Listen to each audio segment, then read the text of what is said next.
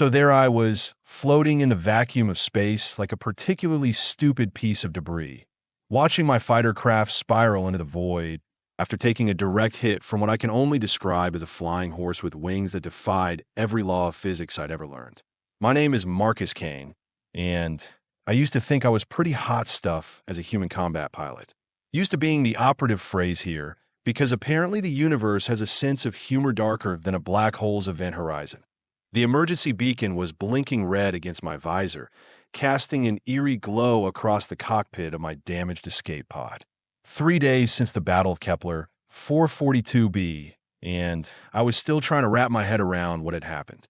The Terran Federation had sent our entire Third Fleet to investigate reports of hostile alien activity in the Outer Rim. What we found was, well, let's just say it wasn't what anyone expected. Day 3 of drifting through space like a cosmic tumbleweed. I muttered into my suit's recorder, more out of habit than hope. Oxygen levels at 60%, water reserves running low, and I'm starting to hallucinate about my grandmother's apple pie. If anyone finds this recording, please tell Admiral Brooks that his intelligence reports were about as accurate as a blind man's dart throw. That's when I saw them. Sleek, silver shapes moving through the starfield with an elegance that made my clunky human engineering look like a toddler's finger painting. They approached without any of the aggressive posturing I'd grown accustomed to from hostile species. No weapons locks, no threatening maneuvers, just a calm, measured approach that somehow felt more unsettling than a full-scale assault. The lead craft was magnificent in a way that made my chest tighten with something between awe and terror. It wasn't built so much as it appeared to be grown, with flowing lines that seemed to ripple like water frozen in time. And there, clearly visible through what I assumed was a transparent canopy, was a creature that looked like someone had taken a horse, given it wings, and then decided to make it about 3 times more majestic than anything had a right to be. Well, Kane, I said to myself, looks like you are about to become either a diplomatic first contact or an alien's lunch. Either way, it's going to be more interesting than the paperwork waiting back on Earth. The Houyhnhnms vessel, as I would later learn they were called, extended what appeared to be a docking tube toward my pod. I had 2 choices: accept their hospitality and hope they weren't planning to use me as a chew toy, or drift through space until my oxygen ran out and I became a very well-preserved corpse. The choice was what you might call a no-brainer. The docking process was smoother than anything human technology could manage. One moment I was floating in my damaged pod. The next I was being gently guided into what could only be described as a stable. But calling it a stable was like calling the Sistine Chapel a nice bit of wall decoration. The space was vast, with curved walls that seemed to be made of some kind of organic material that pulsed with a soft, bioluminescent glow. And there, standing before me, in all their alien glory, were the Houyhnhnms. They were horses, yes, but horses in the same way that a Ferrari is a car. Their coats shimmered with colors that shifted like oil on water, and their eyes held an intelligence that made me feel like I was being dissected by a particularly thorough scientist. Wings that spanned at least 20 feet folded gracefully against their sides, feathers that seemed to be made of living light. The largest of them stepped forward, and when it spoke, the sound came not from its mouth, but seemed to resonate from the very air around us. The voice was melodious, almost musical, but with an undertone that suggested vast knowledge and even vaster patience. "Greetings, small flesh creature," it said, and I could swear I detected a note of amusement in the alien words. "I am Windcatcher of Distant Storms, primary navigator of this vessel. Your kind has been observed. We find your recent activities in our space to be of considerable interest." I clear my throat, trying to project confidence I didn't feel. "Marcus Kane, Lieutenant Commander, Terran Federation Navy. I appreciate the rescue. Though I have to say, your timing is either really good or really suspicious." Windcatcher of Distant Storms made a sound that might have been laughter if horses could laugh.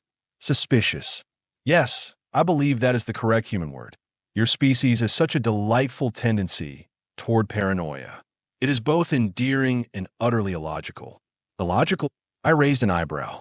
With respect, your people just decimated our entire fleet. A little paranoia seems pretty logical from where I'm standing. Decimated. Another voice interjected, this one belonging to a slightly smaller Houyhnhnm with a coat that seemed to contain actual starlight. Such a crude word for what was simply a demonstration of superior technology. I am moonbeam through flowing water, and I study your species with great fascination. Tell me, flesh creature, do you truly believe that your metal ships and explosive devices represent the pinnacle of warfare? I felt my jaw clench. They have served us pretty well so far. We have managed to colonize half the galaxy, last I checked. Colonized? Windcatcher repeated, and this time the amusement was unmistakable. Like a disease colonizes a body. How appropriately you choose your words. That stung more than I cared to admit.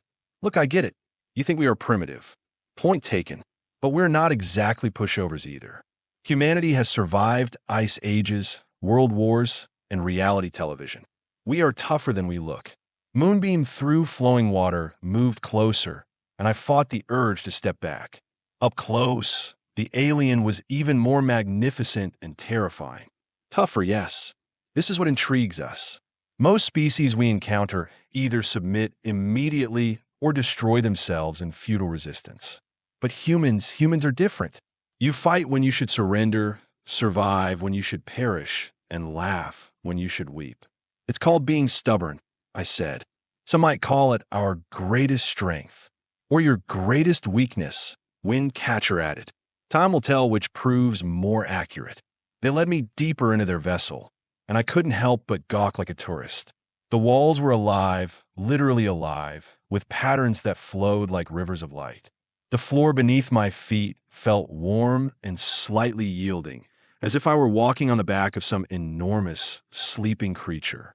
And maybe I was. Your ship, I said, running my hand along one of the walls. It's organic, isn't it? Ship is another of your crude approximations, Moonbeam replied. This is stellar winds carry us home, a living vessel grown from the sacred groves of our homeworld. It has served our family for 7 generations. 7 generations. I did some quick math in my head. How long do you people live? People. Windcatcher made that laughing sound again. We are not people, flesh creature. We are Houyhnhnm. We are reason given form, logic made manifest. And to answer your question, we measure time differently than your brief-lived species. I myself have witnessed the birth and death of stars.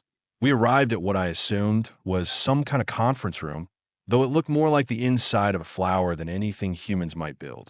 The walls curved up and around us, forming a dome that displayed the swirling patterns of hyperspace outside. It was beautiful and nauseating in equal measure. So, I said, settling into what might have been a chair or might have been a mushroom, what happens now? Are you going to probe me, eat me, or just keep insulting my species until I cry? None of those options hold particular appeal, Windcatcher said, folding its wings with a sound like silk sheets in a gentle breeze. We have a proposition for you. Marcus Kane of the Terran Federation. I am listening. Moonbeam through flowing water moved to the center of the room, and suddenly the air filled with images. Not holograms, nothing so crude as human technology might produce, but actual three-dimensional scenes that seemed to exist in the space around us. I saw worlds burning, fleets of ships locked in eternal combat, entire civilizations reduced to ash and memory. This is what we have observed in our travels, Moonbeam said, its voice taking on a more serious tone. Va, endless, pointless va. Species after species, each convinced of their own superiority, each determined to prove it through violence. And always, the result is the same. Destruction, waste, the silence of empty space where once there was life. And you think humanity is heading down the same path? We know humanity is heading down the same path, Windcatcher replied. The question is whether you can be convinced to choose a different route.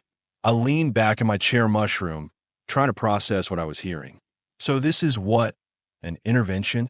You're going to save us from ourselves whether we want to be saved or not. Nothing so simple, Moonbeam said. We propose a test, a trial, if you will. You will return to your people, and you will tell them what you have seen here. You will tell them that the Houyhnhnms offer a choice: evolve beyond your current limitations, or face the consequences of your continued aggression. And if we choose to keep fighting, the images around us shifted, showing scenes of such devastation that my stomach turned. Cities vaporized in instants, entire worlds rendered lifeless, the cold vacuum of space reclaiming what had once been vibrant with life. Then you will learn why we are called the shepherds of the void, Windcatcher said. And for the first time since I've been brought aboard, I heard something like genuine sadness in its voice. We have seen too many species destroy themselves to allow another to threaten the peace of the galaxy. I stood up, pacing to the edge of the dome to stare out at the swirling patterns of hyperspace. You're talking about genocide. We prefer to think of it as gardening, Moonbeam replied. Sometimes, to save the garden, one must remove the diseased plants. How wonderfully poetic, I said, not bothering to hide the sarcasm. And what makes you think humanity will listen to anything I have to say? I'm just one soldier, one guy who got lucky enough to survive your demonstration. Because, Windcatcher said, moving to stand beside me at the dome's edge, you are not just one soldier. You are Marcus Kane, winner of the Titan campaign, hero of the siege of New Geneva, the man who single-handedly held off the Krex invasion fleet at the Battle of Proxima Centauri. Your people will listen to you because you have earned their respect through actions, not words. I turned to stare at the magnificent alien creature. You have done your homework. We observe. We learn. We remember. It is what we do. And if I refuse, if I decide I'd rather die than carry your message, the Houyhnhnms' eyes, deep as the space between stars, regarded me with what I could only describe as paternal patience. Then you will die, and we will find another messenger, and another, until eventually your species receives the message we wish to convey, one way or another, one way or another. I was quiet for a long moment, watching the patterns of hyperspace shift and flow outside the dome. Finally, I turned back to face my captors. All right, I will carry your message, but I want something in return. You are hardly in a position to negotiate, Moonbeam pointed out. Maybe not, but I'm betting you need me more than you are letting on. Otherwise, why the fancy light show? Why the philosophical discussion? You could have just downloaded the information directly into my brain, or whatever it is you space horses do for fun. Windcatcher made that laughing sound again. Space horses. How delightfully crude. Very well, flesh creature. What is it you want? I want to see your homeworld. I want to meet your people, understand what you are really offering humanity. Because if I'm going to sell my species on the idea of evolution, I need to know what we are evolving toward.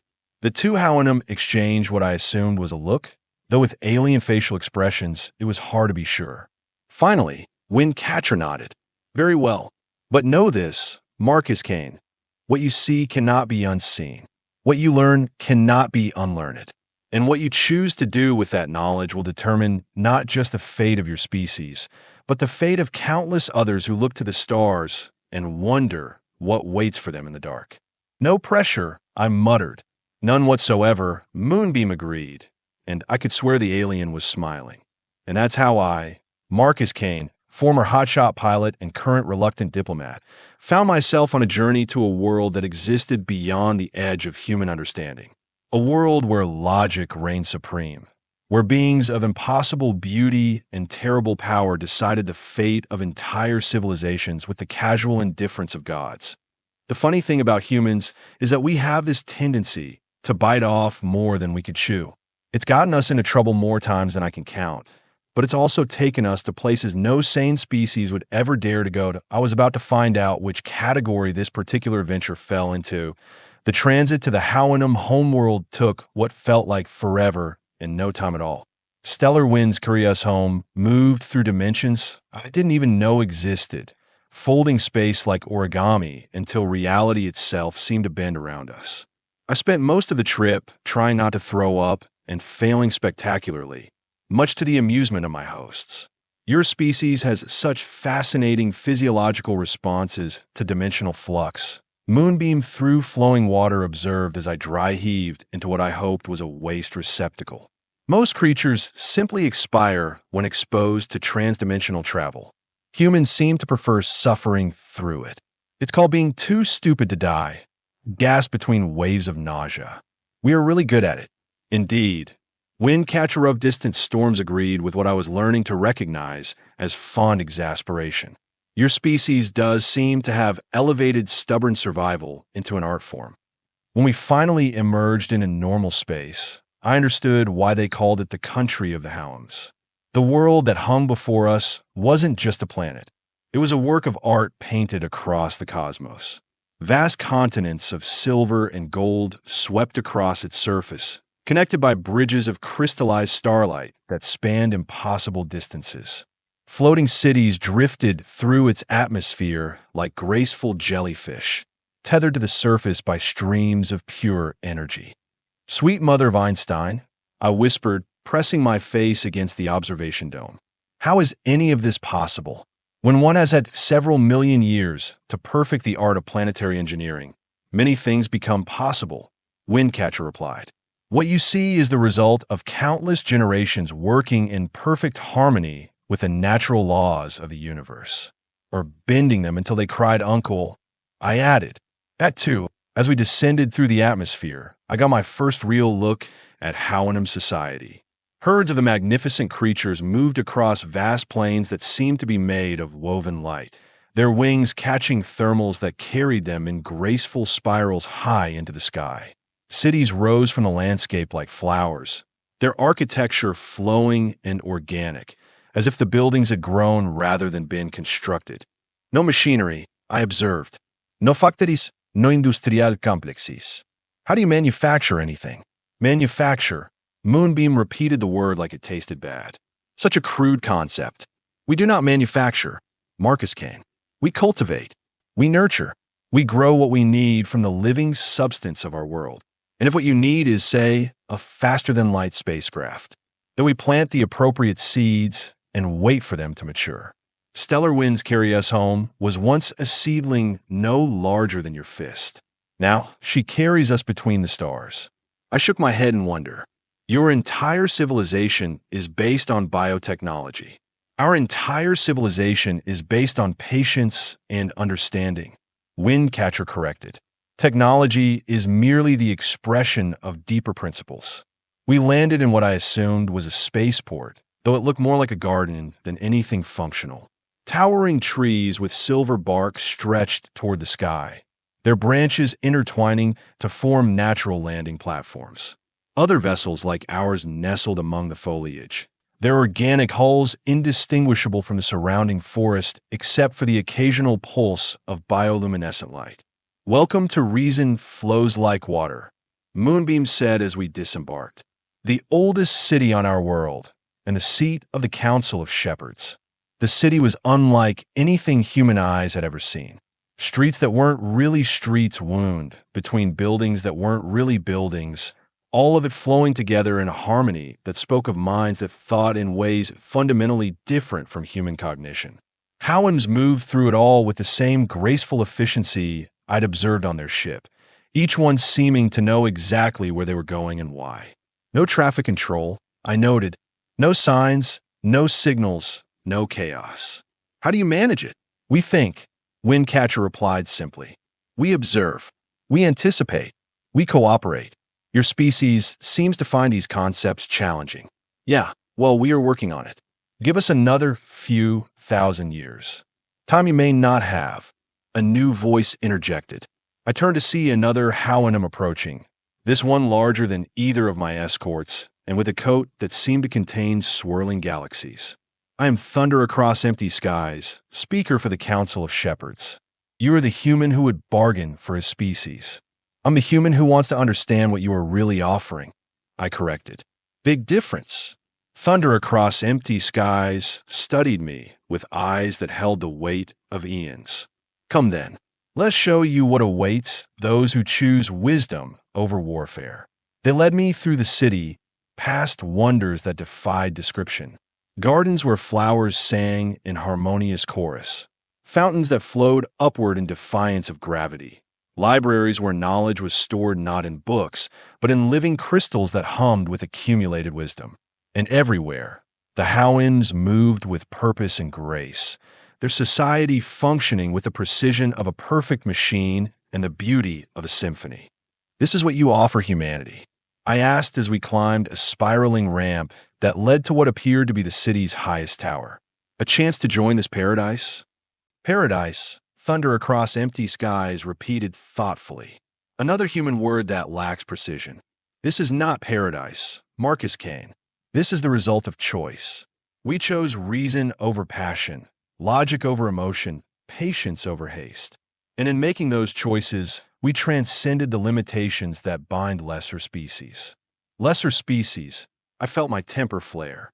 Right, because anyone who hasn't achieved your level of cold perfection is automatically inferior. Not inferior. Moonbeam interjected as we reached the top of the tower. Incomplete, unfinished, like a symphony with missing movements or a painting with empty canvas. The view from the tower was breathtaking. The entire city spread out below us, and beyond it the rest of the continent. I could see other cities in the distance, connected by those impossible bridges of light. And high above, the floating metropolises drifted like dreams made manifest. It's beautiful, I admitted, but it's also sterile. Where's the chaos? Where's the passion? Where's the beautiful, messy, glorious uncertainty that makes life worth living? Chaos leads to suffering. Thunder across empty skies replied. Passion leads to war. Uncertainty leads to death. We have moved beyond such primitive concerns. Have you? I turned to face the three aliens. Or have you just found a really elegant way to commit suicide? Because this isn't living, it's existing. This is what happens when you mistake order for purpose and logic for wisdom. The silence that followed was deafening. Finally, Windcatcher of Distant Storm spoke. Explain. Look around you. I gestured at the perfect city below. Everything is in its place. Everyone knows their role. Nothing ever changes.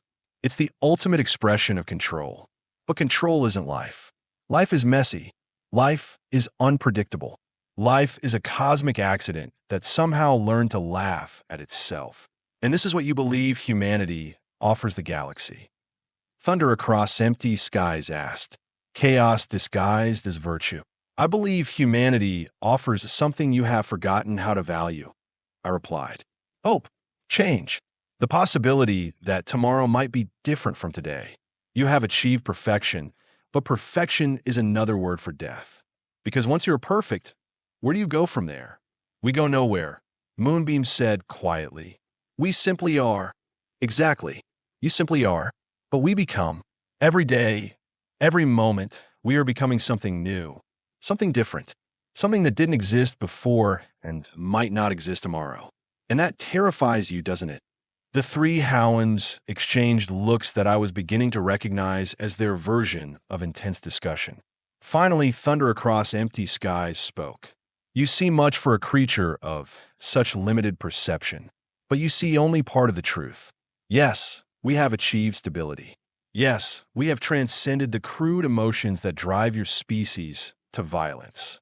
But in doing so, we have also transcended the need for the endless conflict that defines your existence. Have you?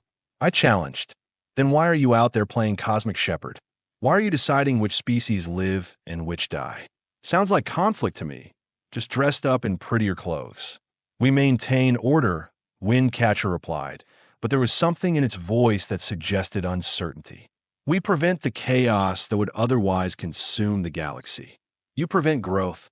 I countered. You prevent change. You prevent life from being life. And deep down, you know it. That's why you brought me here. That's why you're trying so hard to convince me that your way is better. Because you need us to choose it freely. Because if we don't, if we force you to destroy us, then you will have to admit that your perfect society is built on the same foundation as every other tyranny in history, the willingness to kill anyone who disagrees with you. The silence stretched between us like a taut wire. Below, the perfect city continued its perfect existence, beautiful and terrible in its absolute order. You speak of growth, Thunder across empty skies said finally. What growth do you see in the wars your species wages? What progress do you find in the destruction you leave in your wake? I see a species that refuses to give up, I replied. I see beings who would rather die fighting than live kneeling. I see creatures who look at the impossible and say, "Watch me." Yes, we are violent. Yes, we are chaotic. Yes, we make mistakes that cost lives and break hearts and leave scars that last for generations. But we also dream. We hope. We reach for things that are beyond our grasp, and somehow, impossibly, we sometimes succeed. And if you fail, if your chaos consumes not just your own species, but others as well. I was quiet for a long moment, staring out at the perfect world below. Then we fail. But at least we fail while trying to be more than we are, instead of succeeding at being less than we could be. Moonbeam through flowing water moved closer, its starlight coat shimmering with what I was beginning to recognize as agitation. You would risk everything for the possibility of growth. Every day, I said without hesitation, because the alternative is to stop growing. And once you stop growing, you start dying. Maybe not physically, but in every way that matters. And if we offered your species a different path, if we showed you how to achieve stability without sacrificing growth, then you'd be offering us something you don't have, I replied. Because you stopped growing millions of years ago. You achieved perfection and then spent the rest of eternity trying to convince yourselves that it was enough. Thunder across empty skies spread its wings, and for a moment I thought I might have pushed too far. But when it spoke, its voice held a note I hadn't heard before. Doubt. You believe we are wrong. I believe you are afraid, I said gently. I believe you looked at the universe and saw all the pain and chaos and decided that the only way to stop it was to stop everything. But pain and chaos aren't bugs in the system. They're features. They are what drive us to be better than we are, even if that drive leads to your destruction. I shrugged, even then, because at least we will go down swinging. The conversation that followed lasted for hours. We talked about the nature of progress, the value of stability, the price of growth, and the meaning of existence. And slowly, gradually, I began to see cracks in their perfect logic.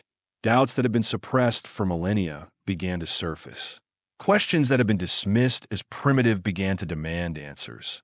Finally, as the alien sun set over the perfect city, thunder across empty skies made a decision that would change everything. We will make you an offer, Marcus Kane of the Stubborn Humans. Return to your people. Tell them what you have seen. But also tell them this. We will give your species 100 of your years to prove that growth and wisdom can coexist. If you succeed, if you can show us that chaos can lead to something greater than destruction, then we will leave you to your path. But if you fail, if your wars spread beyond your borders and threaten the peace we have maintained, then we will do what we must. And if we succeed, I asked, what then? Then perhaps, Moonbeam said quietly, we will remember what it means to dream. I was returned to human space in a small vessel grown specifically for the purpose, my mind reeling with everything I had seen and learned. The debriefing with Admiral Brooks and the Federation Council took 3 days, and by the end of it, I wasn't sure if they believed me or thought I'd suffered some kind of psychotic break. But the message was delivered. Humanity had been given a choice, and more importantly, a chance. Whether we would take it or throw it away in typical human fashion remained to be seen. One thing was certain, though. The Houyhnhnms had learned something from our encounter, too. For the first time in millions of years, they had been forced to question their own certainty. And in a perfect society built on absolute logic, questions were the most dangerous things of all. The funny thing about humans is that we have this tendency to change everything we touch, usually without meaning to. We call it the human condition, and it drives everyone, including ourselves, absolutely crazy. But sometimes, just sometimes, it's exactly what the universe needs, even if the universe doesn't know it yet.